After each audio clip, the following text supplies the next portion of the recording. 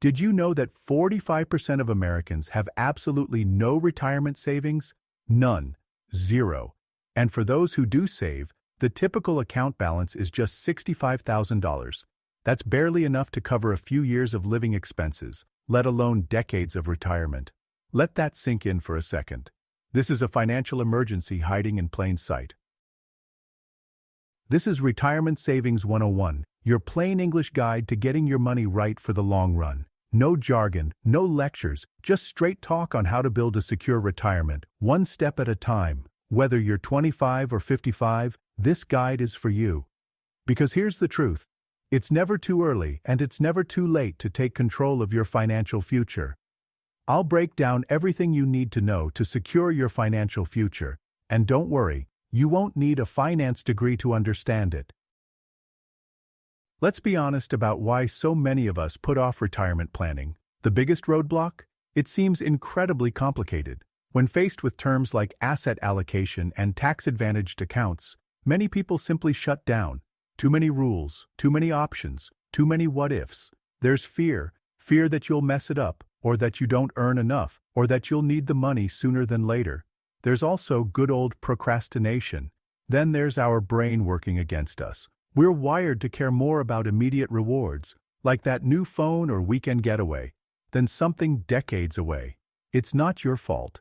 It's basic human psychology. Take Sarah, a web designer I spoke with last week. At 28, she kept putting off retirement savings. I thought I had plenty of time, she told me. But when I learned I was losing thousands in compound interest every year, I waited. I finally took action. Sarah's story is common. We know we should save, but something always feels more urgent. And with so many account types and investment options, decision paralysis sets in. Should you choose a Roth IRA or traditional index funds or target date funds? The choices can feel overwhelming. All right, let's untangle this mess. First off, retirement accounts are just buckets where your money grows, usually with some tax benefits. There's the 401k. If you work for a company, this is probably your go-to. You put in a chunk of your paycheck before taxes, it grows over time, and your employer might even throw in free money through something called a match. Take John, who makes $50,000 a year and contributes 6% to his 401k. His employer matches 50% of his contributions up to 6% of his salary. That's $1,500 in free money every year.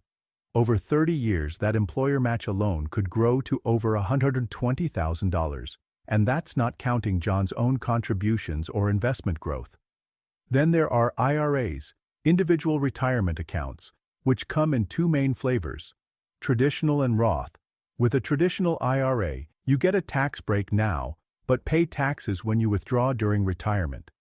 With a Roth IRA, you pay taxes now, but enjoy tax-free withdrawals in retirement. For most young savers, Roth IRAs offer incredible long-term advantages, since decades of growth will never be taxed. Self-employed?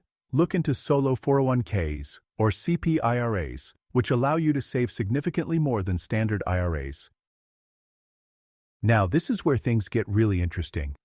Ever heard the phrase, compound interest is the eighth wonder of the world? Einstein allegedly said it, and he wasn't wrong. Compound interest means your money earns money, and then that money earns money, and it keeps going. It's like a snowball rolling downhill. It starts small, but over time, it gets massive. Here's the magic. If Alex saves $5,000 annually starting at age 25 with an 8% average market return, they'll have about $1.4 million by age 65. But if they wait just 10 years and start at 35, they'll have only about $611,000. That's a difference of nearly $800,000, all because of a 10-year head start. The Journal of Financial Planning found that saving just 10% of your income starting in your 20s gives you a 90% chance of maintaining your lifestyle in retirement. That's the power of time and compound growth. Now, how much should you actually save? While 15% of your income is the gold standard for retirement savings, don't let that number scare you away from starting. Even 5% is infinitely better than nothing.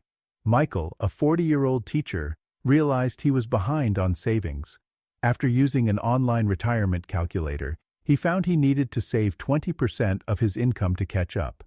Instead of giving up, he found $400 monthly by cutting subscription services and refinancing his car loan. "It wasn't as painful as I expected," he says. "I barely noticed the difference in my day-to-day life." For beginners, investing doesn't need to be complicated. Think of your investment strategy like a pyramid. The foundation should be broad, stable, and simple. Here's the game plan. Start with index funds, low-cost baskets of stocks that spread out your risk. Consider target date funds. They automatically adjust your mix of stocks and bonds as you get closer to retirement. Skip the fancy stuff. No need for crypto, penny stocks, or meme magic. For the ultimate hands-off approach, consider target date funds.